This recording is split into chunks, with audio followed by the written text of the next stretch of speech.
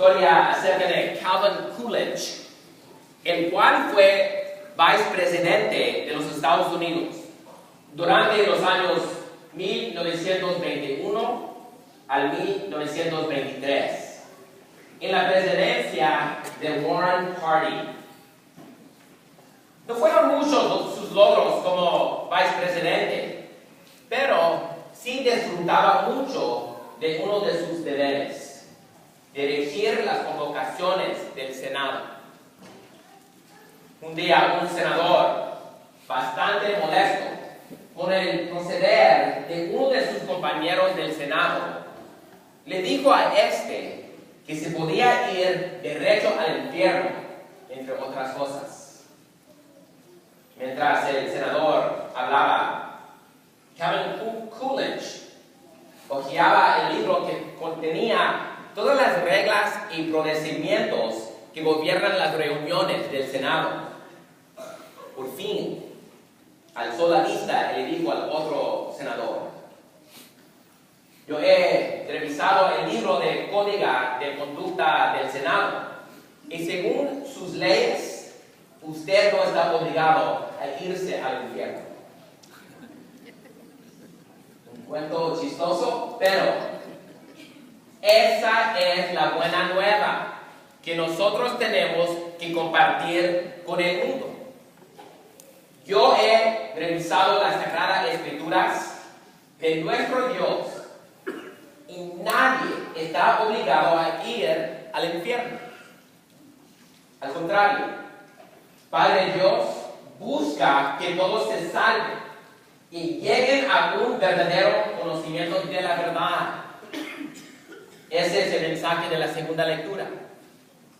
Con la muerte y resurrección de su Hijo Jesucristo, nuestro Señor, Padre Dios muestra la grandeza de su amor para cada uno de nosotros y nos ofrece la oportunidad de la salvación y la promesa de vivir con Él por una eternidad.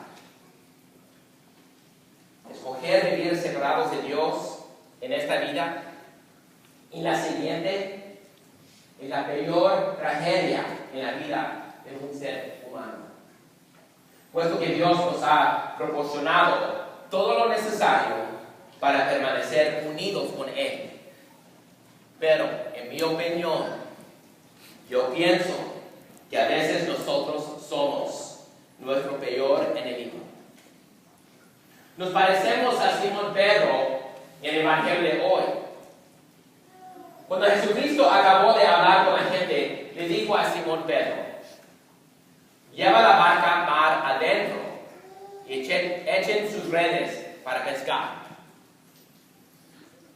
¿Por qué le pidió eso de Simón Pedro? Quizás Jesucristo sabía con certeza que Simón era capaz de lograr una pesca enorme en vez de redes vacías.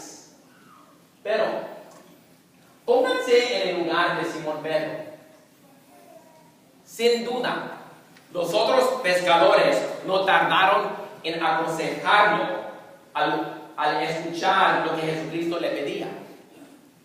Por cierto, le dijeron: Simón Pedro, qué locura. Nosotros somos pescadores. Ese es nuestro oficio. Jesucristo es solamente un rabino. Si no hemos pescado nada en toda la noche, cuando es el tiempo apropiado de pescar, no hay posibilidad de pescar algo en el calor del día. Además, ya hemos lavado las redes y queremos descansar. Al escuchar esta lógica, no es difícil imaginar que Simón Pedro dudó en obedecer al Señor Jesús, porque en verdad lo que el Señor le está pidiendo va en contra de todo lo que Simón Pedro ha aprendido en su oficio de pescador. Y nuestro Señor Jesucristo está muy consciente de todo esto. Él sabe muy bien que esa noche la pesca ha sido un fracaso. pero está pidiendo que confíen en Él. En efecto, Jesucristo está pidiendo a Simón Pedro que vuelva a intentar la pesca, a pesar del fracaso de esa noche, a pesar de la hora del día. Intentar otra vez, a pesar del fracaso. Eso sería en el futuro una lección importantísima para Simón Pedro. Nunca permitiría que los fracasos del pasado le impidieran servir al Señor. Y esa lección le fue de inmenso valor el día después que Simón, en su temor, negó conocer al Maestro en 3 ocasiones. Pero en lo presente del Evangelio vemos la duda en la primera parte de la contestación de Pedro. Ay, Maestro, hemos trabajado toda la noche y no hemos pescado nada. A la vista, está luchando con obedecer el mandato del Señor. Es esa la importancia de la segunda parte de su respuesta. Pero, confiado en tu palabra, echaré las redes. El resultado fue una pesca de tal cantidad que las redes se rompían.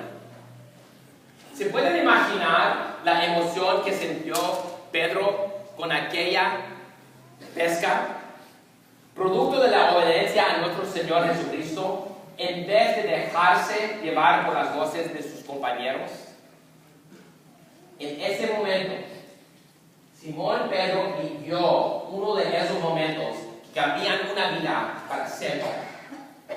Simón Pedro sintió agudamente todos sus defectos, todas sus faltas y pecados anteriores, y todo lo que busca es escapar. Se arrojó a los pies de Jesucristo diciendo: apártate de mí, Señor, porque yo soy un pecador. Mi pregunta: ¿cuál sería el pecado de Simón Pedro? ¿Cuál sería el pecado que Simón Pedro recordó en ese preciso momento que lo hizo sentirse tan indigno de estar en la presencia de nuestro Señor Jesucristo? Tal vez había traicionado a un ser querido. Quizás le había faltado el respeto a alguna amistad. Había mentido y con esa mentira destruido la reputación de algún vecino. Tal vez cometió un robo. Nadie sabía cuál sería su pecado. Pero algún pecado se encontraba en su pasado que aún lo angustiaba de tal grado que no se sentía digno de estar de pie ante el Señor. ¿Suena familiar? Quiero preguntarles algo. ¿Cuántos de nosotros tenemos un día en nuestro pasado que quisiéramos olvidar? ¿Cuántos de nosotros desearíamos volver las hojas del calendario que es nuestra vida y borrar ese día, esa semana, o tal vez hasta ese año de nuestra vida? ¿Cuántos de nosotros quisiéramos borrar alguna cosa en nuestra vida que nos ocasiona el pecado? Yo puedo contar las veces que he escuchado esta frase: Padre David, si hubiera podido borrar esa cosa, esa persona, esa tentación, todo en mi vida hubiera sido perfecto. Hermanas y hermanos, pasado. Pero tampoco debemos vivir anclados al pasado. No es de ningún valor y hasta puede destruir nuestra salud. Recuerda la imagen de un atleta americano que en una olimpiada perdió una carrera que debería haber ganado.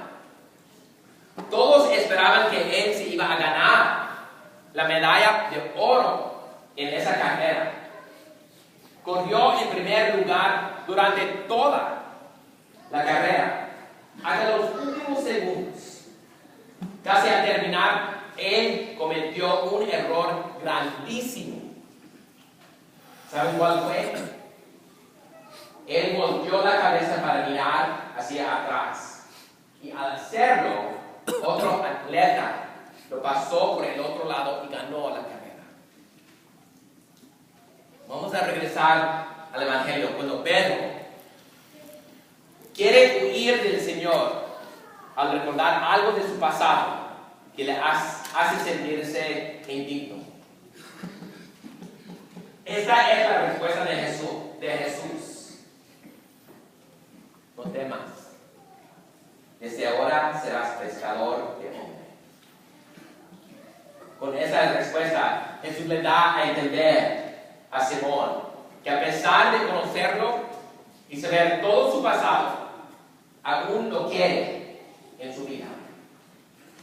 Jesús sí sabía cuál era el pecado de Simón Pedro, pero el llamado de Jesús no estaba ligado a una santidad ya lograda. Jesús reconocía la capacidad de Pedro de ser y hacer algo mejor.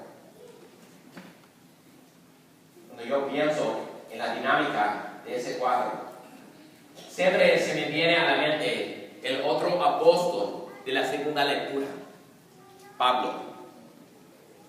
Uno pensaría que se atormentaría con su pasado, pero en una de sus cartas, Pablo nos dice: lo que sí hago es olvidarme de lo que queda atrás y esforzarme por alcanzar lo que está delante. ¿Saben lo que buscaba Pablo olvidar? Sus errores. Y vaya, cometió muchos. Porque antes de su conversión, Pablo perseguía a los seguidores de Jesucristo. Hasta llegó a matar a algunos. Estaba rotundamente contra las enseñanzas de un Cristo resucitado y luchaba contra los primeros retoños de la iglesia. Él mismo reconocía ser el peor pecador de todos. Quizás llegó el momento después de su conversión, en sus jornadas predicando lo que antes había denunciado, un Cristo resucitado, que se vio cara a cara con una mujer que le reclamaría: Pablo, soy viuda porque tú mataste a mi esposo cuando perseguía a la iglesia. Probablemente se encontró con un joven que reclamó: Pablo, tú mataste a mi padre por su fe en Jesucristo. Sí, Pablo, él tenía un pasado oscuro. Y Jesucristo no ignoraba ese pasado. Pero a pesar de su pasado, Jesús quería que Pablo fuera parte de la misión de la iglesia. Hermanas y hermanos, no es de sabios mirar hacia atrás. Simón Pedro y Pablo estaban muy conscientes de eso. Ellos escogieron no utilizar su pasado como una prisión, sino como una prueba de la misericordia de nuestro Dios. Cada uno tenía que reconciliar su pasado pecaminoso con su presente, proclamando un Cristo resucitado. Si hubiera permitido que el pasado les impidieran hacer grandes cosas. ¡Qué pérdida para nosotros! Ahora, esta es mi pregunta para nosotros hoy. Hoy mismo, ¿cuáles obras se quedan sin hacer? Porque alguien entre nosotros no puede dejar lo hecho en el pasado en el olvido. ¿Quién entre nosotros está diciendo: yo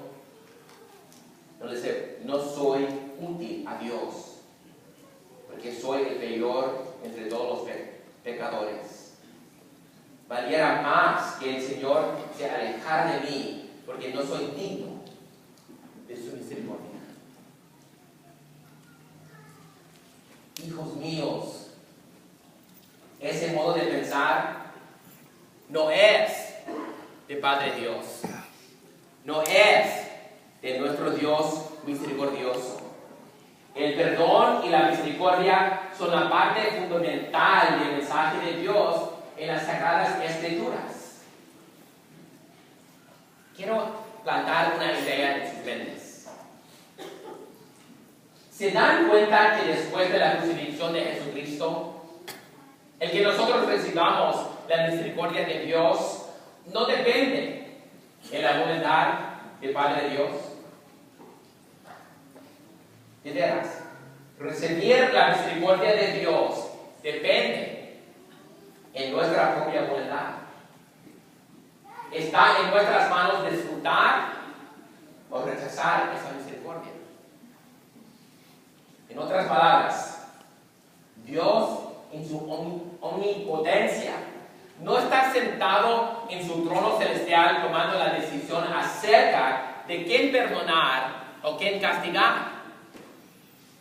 La decisión de otorgar la misericordia fue tomada cuando Jesucristo murió por la redención de todos nuestros pecados en la cruz. En el plan de Dios, todos pueden disfrutar de su misericordia. Judas, el discípulo que traicionó a nuestro Señor, se podría haber lavado en esa misericordia, pero él escogió otro camino. Entonces, tal vez se encuentra un día en su pasado que quisiera borrar. Desagradablemente, eso no es posible. Pero no permitan que el pasado disminuya la posibilidad de obrar grandemente en el presente. Olvídense del pecado del pasado, como Simón Pedro y Pablo lo hicieron. Aprendan de esos discípulos, porque Simón Pedro y Pablo escogieron dejar lo pasado en el pasado y aceptaron disfrutar de la misericordia de Dios. Hoy en día, nuestro recuerdo de ellos no es por su vida anterior o por sus pecados. Los recordamos por la manera de vivir su compromiso a la fe cristiana. Y son un ejemplo de gran apóstoles, santos entre los santos. Hermanas y hermanos, que también sean así para todos nosotros en la iglesia. En el plan de Dios, todos podemos disfrutar de su misericordia. Les quiero asegurar que está en nuestras manos disfrutar o rechazar esa gracia